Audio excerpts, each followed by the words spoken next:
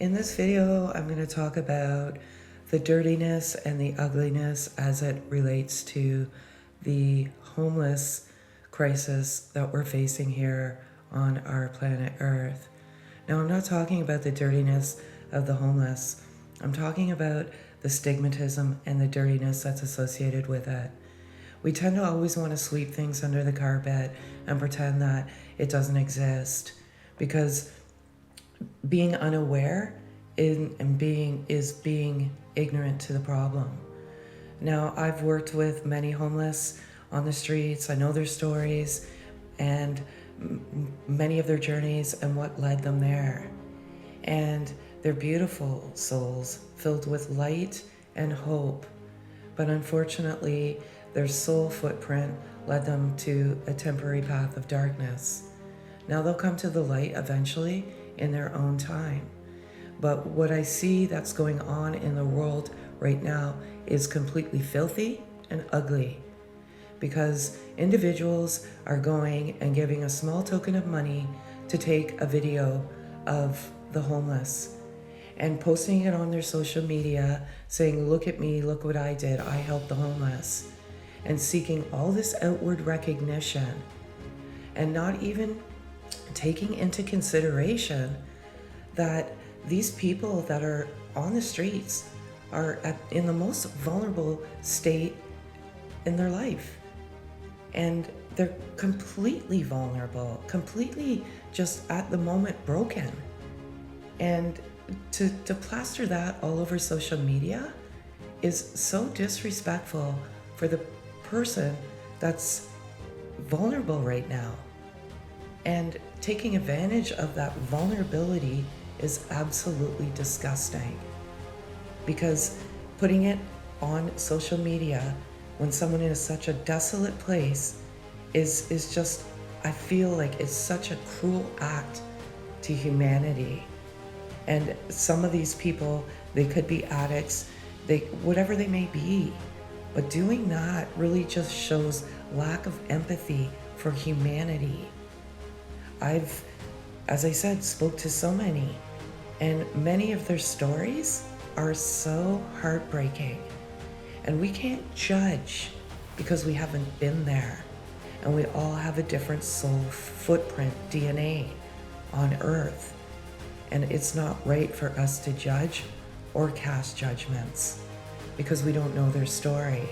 Now I'm gonna put up a story of a beautiful young man that I spoke to several years ago, and it'll shed some light on this problem that many homeless face, and it's not what you think it is. So hopefully this sheds some light on some terrible darkness that is shrouding our planet right now. Like, what have we become? Taking advantage of vulnerable people to get views on your social media accounts? Please, this is just downright dirty and disgusting.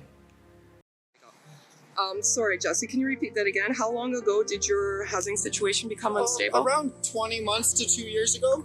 Okay. And how or why did that happen?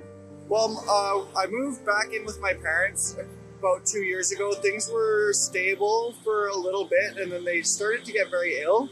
And my parents passed away 18 months ago, so that was when I really became homeless. Okay, that's horrible.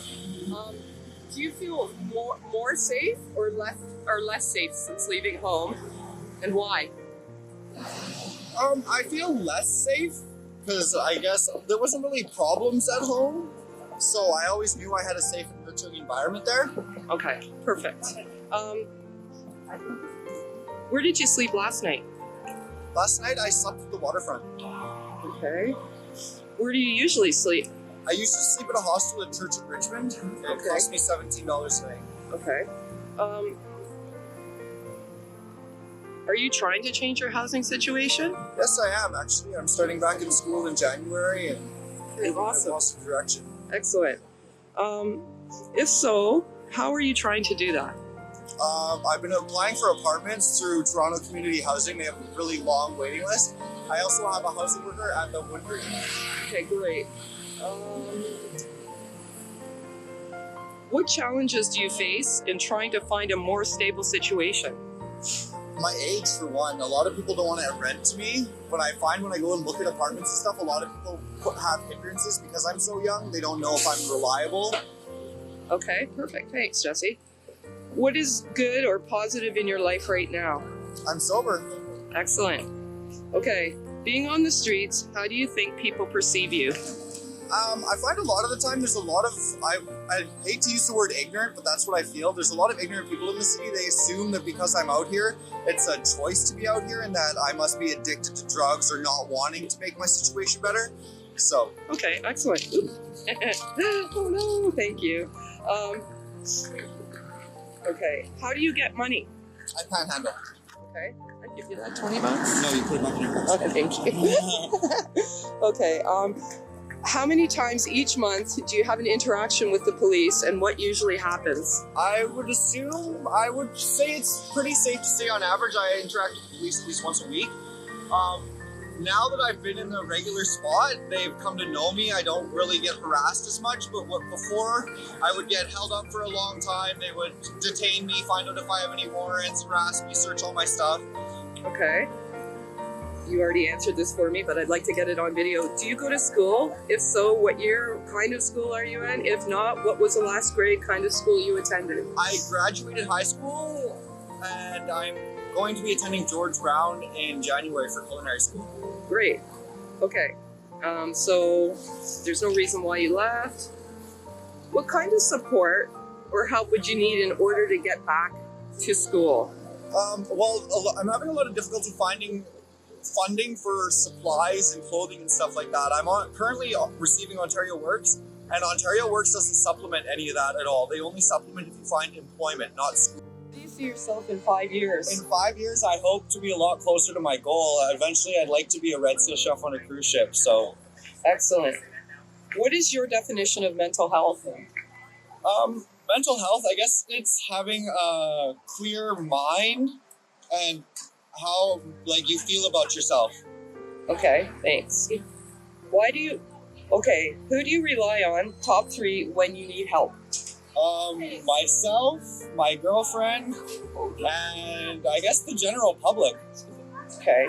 And how is the general public to you in terms of? It's pretty evenly balanced. There's a lot of nice people, but there's also a lot of rude people, like I've said. Okay. I think that's just society in general. Yeah. Okay, you've already answered the parent question. What kinds of services have you received, and what has been the most useful help you've received? I would have to say the Wood Green. I go there almost every day. They have an area that I can shower and wash my clothes. Also, they have a housing worker and they give me breakfast every morning. Excellent. Okay.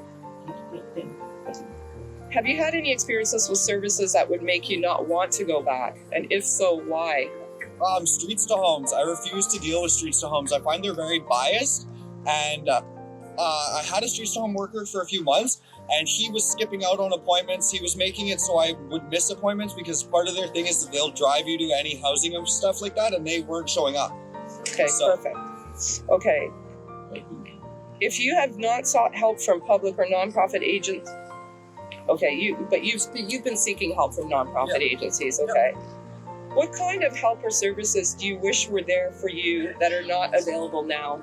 I wish there was more access for community meals in the core itself, and also for clothing. It's very, very hard to get clothing. Okay, perfect.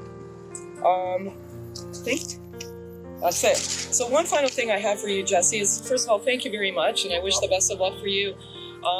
Now, if you found that there was a suitable housing specifically for use in your area that had little restrictions and gave you a gateway or safe house to get to where you needed to go, is that something that you would be interested in? Yeah, very much so.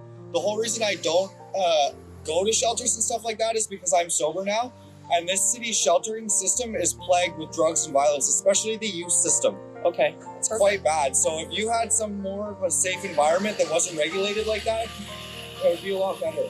So say, for example, the services I would provide would be lending out rooms in my house and giving you, you know, the resources to get your strength and get you to that school and get you all the resources that you need to be successful, and actually not even charging rent and providing you with more meals and giving you the unconditional support that you would need. That would definitely be a That benefit. would definitely be a benefit to people that actually want to better their situation. Okay, perfect. Okay, thanks very much, Jesse. Hopefully everything pans out for you. Keep my card, I'll give you a few to give to people. Okay. I'm always here to help. Okay? Whenever you need, call. Thanks. Okay, thanks, Jesse. Thanks, Jesse. This is just one story of many out there, and it just exposes what the truth actually really looks like. So let's jump on board and just change the shift. Let's be aware of what is truly going on out there. We can change one person at a time.